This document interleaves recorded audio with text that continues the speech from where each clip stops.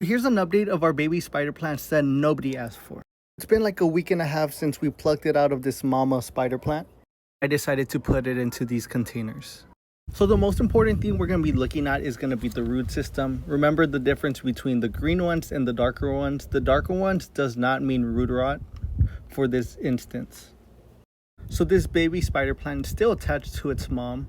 That's why the roots are way darker. They're air roots, so it's just growing from the air. And the green ones right here are water roots. Okay, so we'll look back at the first one. The roots have honestly grown a lot from when they started, and it hasn't even been that long. We'll look at another one. Look how they're nicely growing. I've read and I've seen that roots that are grown in water grow so much healthier and stronger than the ones grown from like actual dirt. So that's why I decided to just just to grow them in water and just see how they're doing. Look at that. Truly amazing. All of these are just grown in water.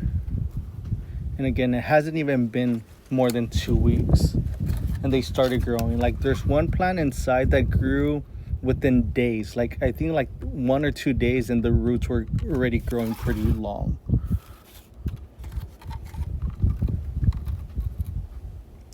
Every plant that I've taken out, the roots have grown incredibly long. Just look at that. Again, they're just water grown. So we're gonna make sure that they have enough water. So we're gonna water it. We're not gonna water it all the way up, just as long as the roots are completely covered. We don't want to get too much. We don't want to get everything watered. So for example, this, look how much water is missing. It either got evaporated or it got drank by the spider plants. But remember, we don't want to overdo it. We don't want to create root rot. Not root rot, but we don't want the actual leaves to get rotten because they're just submerged in water. I also like plucking any like leaves that are completely dead, that are just taking energy from the plants. I just want to remove it, just so that way it's more energy going towards the actual plant.